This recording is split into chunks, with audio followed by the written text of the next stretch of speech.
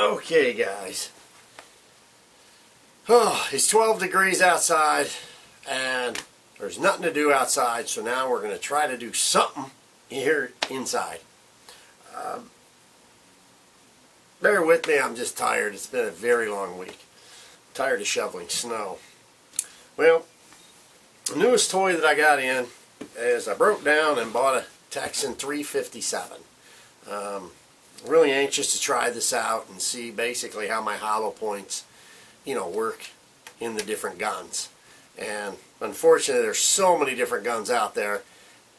Nobody's sending me free ones to test, so I got to buy them. So I'm very picky on what I buy and what I play with. You'll find that out if you're a small business person. When you're paying for it out of your own pocket, you got to really research. But anyways, I really get a kick out of the Texan.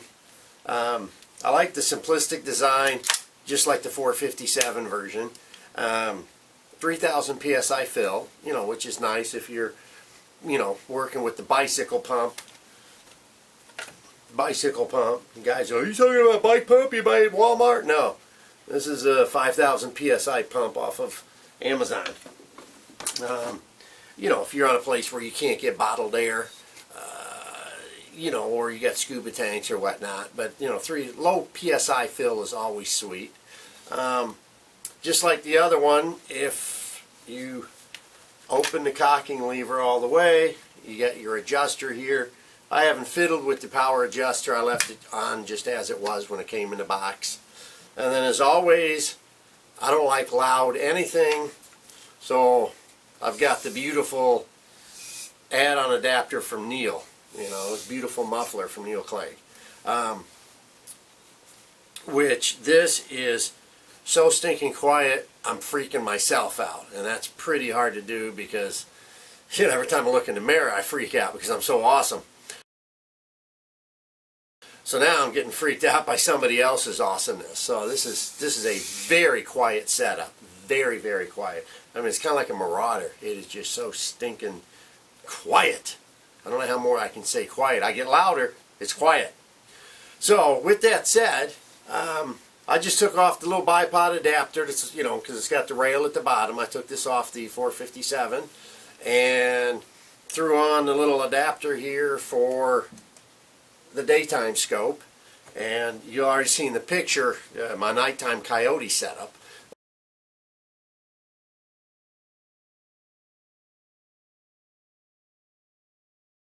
With the big night scope, it's over there.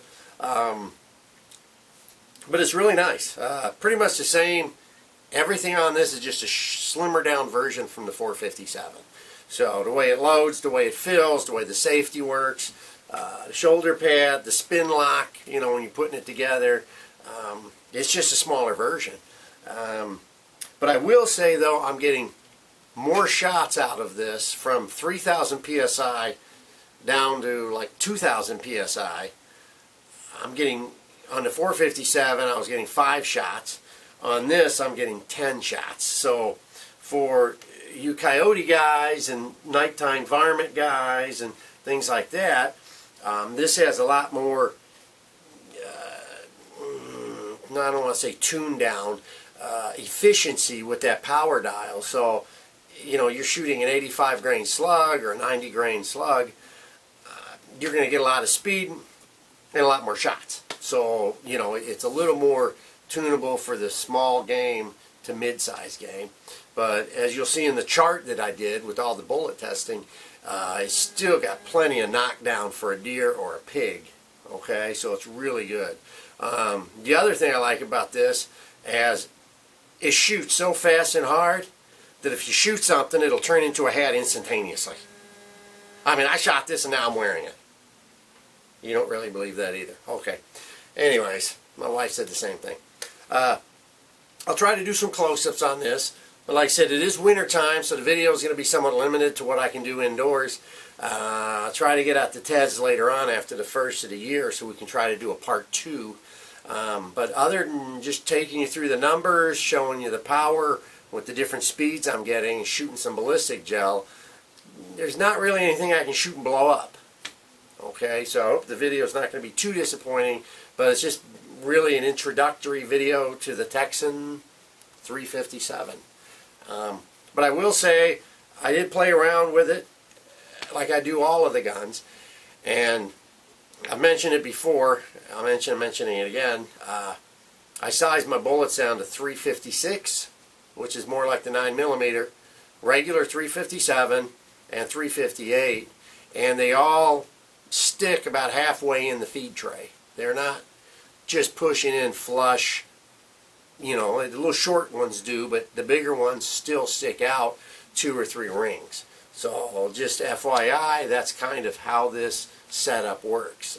It's not, my slugs aren't too big. It's just the way, you know, they lock up and they hit, you know, they start to hit that engraving of the rifling right off the bat. So I've run a couple hundred slugs through this already, and I'm liking it. I'm liking it a lot. So let's look at some other stuff. We'll wrap it up and see you on the next video. Alright folks, so I'm hoping this will show up in the video. I'm trying to do this one-handed. About the, you know, how to adjust these Air Force guns, at least the Texans anyways.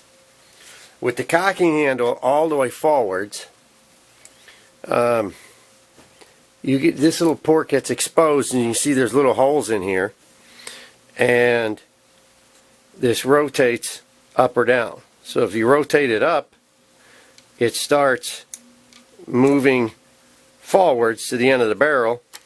If you rotate it down, if you know, it slides back, the little line goes backwards towards the air tank. And I believe, you can double check the manual, but I believe that if you go towards the air tank, the rear of the gun, you're increasing your spring tension or your preload, which then of course will use more air, give you less shots, but you'll have faster slugs. So I guess if you're shooting a lightweight slug and you're just doing coyotes and things like that don't need a lot of knockdown, you're shooting a lighter slug like the 85 or 90 grain, you spin that bugger up. All the testing that we've done, or I say we when I mean the gun was just kind of set as it came in the box, kind of around the middle. You know, it wasn't really pushed forwards or backwards. And you can also feel there's a little more spring tension as you as you spin it. But that's really what I wanted to show, because people are like, I don't know how to find that. I can't see it. There's no, you open it all the way and you know you're there. So that is that. And we'll come back out. And please, as before, please disregard the mess. Alright, I don't know if there's enough light, but we'll try to do a loading segment here. Where there's a cock forwards. We're going to get a projectile, and you see the guns in that direction, so that's the direction we're going to work with.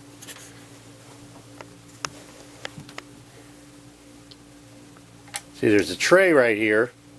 It's a lip or a tray that's at the end of the barrel, and you can see here where the hat, I think that's called a hat, snugs right up next to it.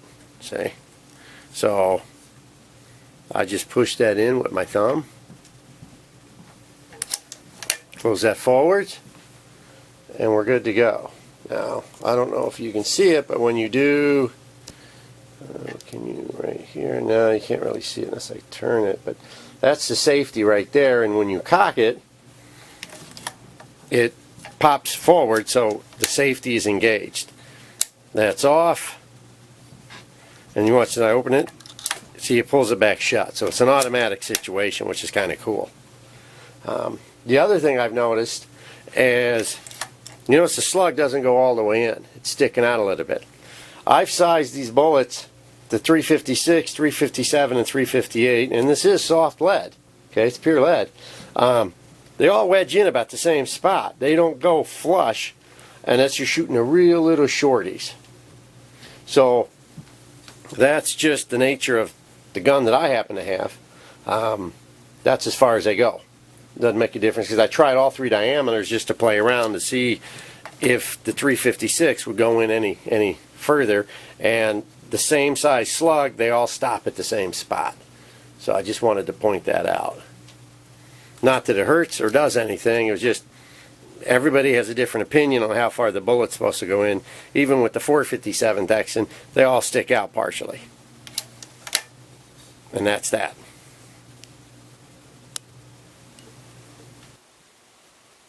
All right.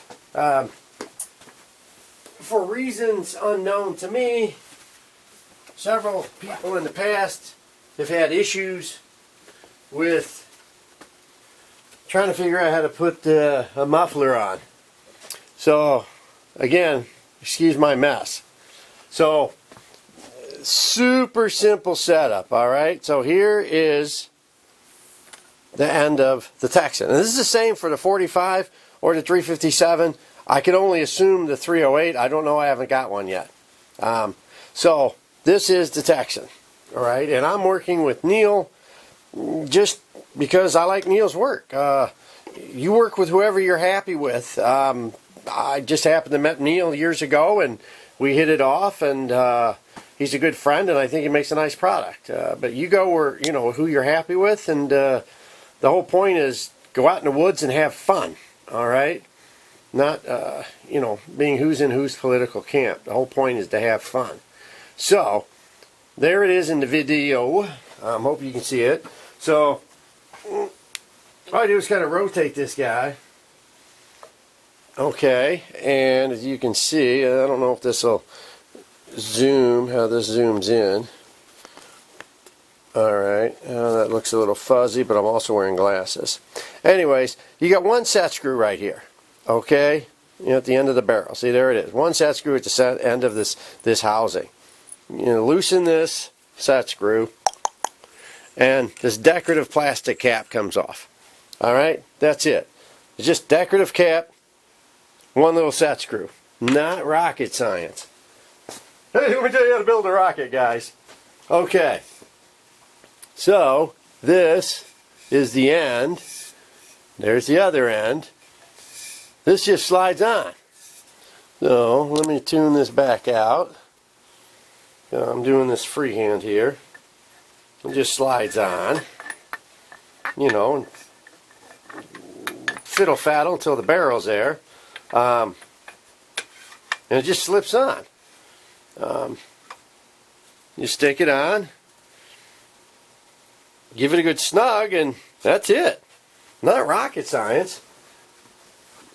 So now you can see I got a Neoclique muffler on there, and it is pretty long, but you know, guys that know me know I like them long, and you know, makes up for my adequacies in the bedroom. So we won't go there. Too much information. So if you want to know what we're looking at here, this baby is about 20 inches. That's what she said. So it from stem to stern, my Texan now is 57.5 inches.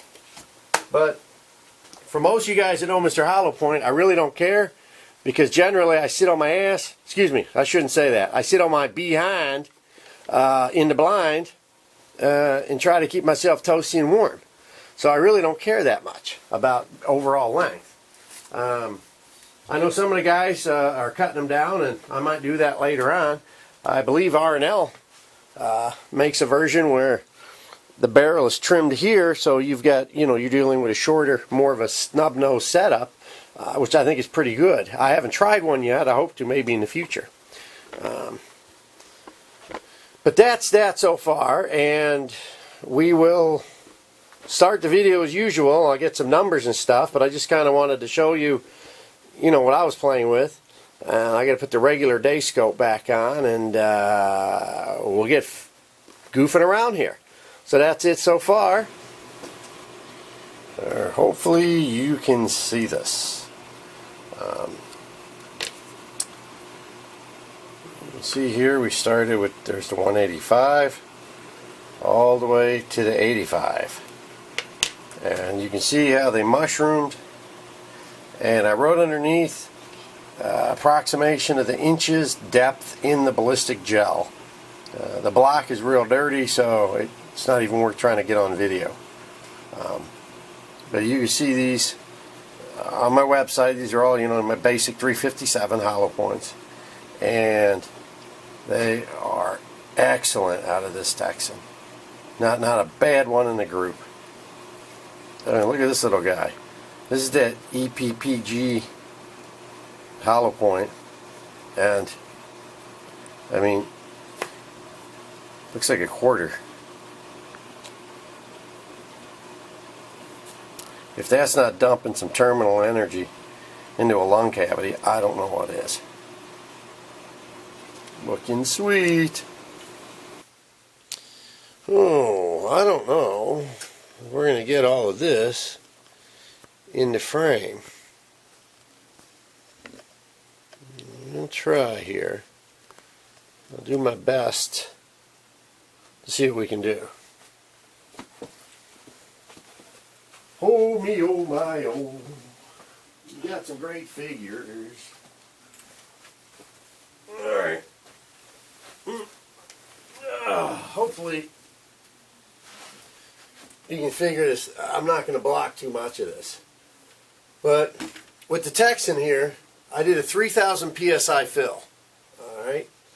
And we did 85, 100, 116, 124, 140, 165, 185. I was trying to get a full spectrum of light to heavy slugs to put through this. And the gun was set on like the medium setting. And the Texan's supposed to, I think, feel the back pressure of the slug and help determine, how much air to use per shot. I don't know the proper terminology. If they paid me, I would, but they don't, so I'm not going to be technical.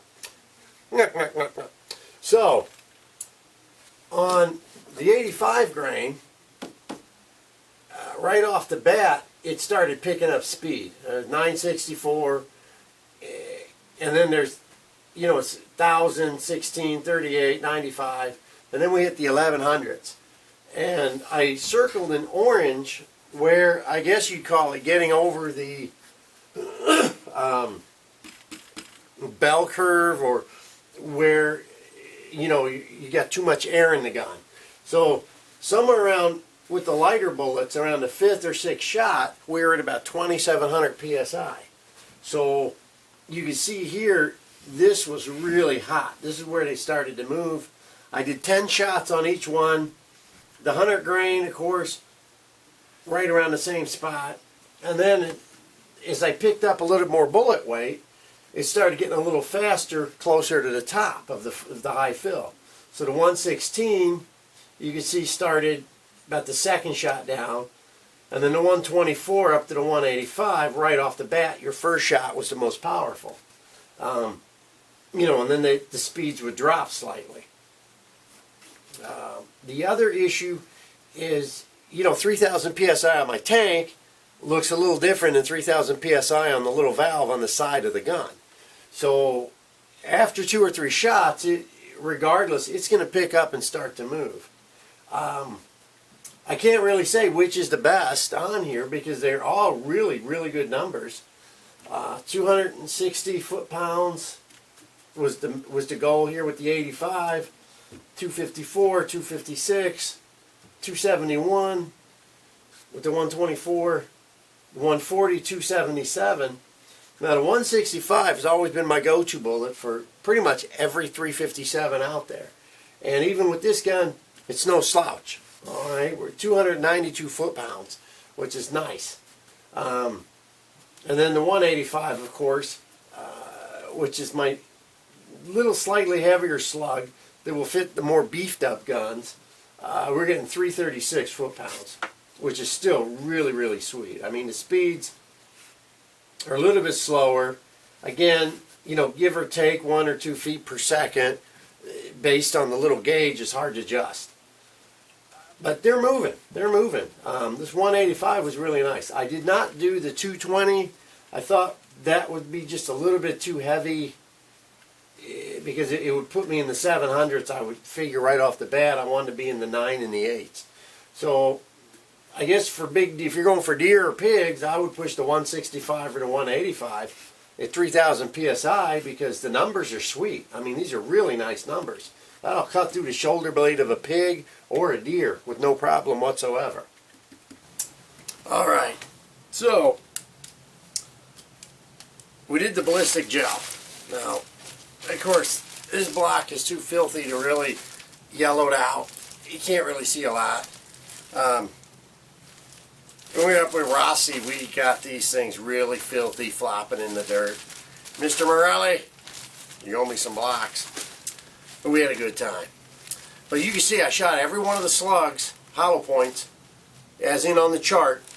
And you see the depth, just approximated the depth that each slug went into this stuff. And, you know, it's pretty hard stuff. You know, you're going into a coyote or a fox body, especially with those light slugs, they're going to go all the way through. But did some fantastic work. I mean, the way they mushroomed out, I mean, that's what you want. You look at every NRA magazine, rifle magazine, pistol magazine, they have these beautiful mushroom bullets. He's doing 3,000, 4,000 feet a second out of a high-powered rifle.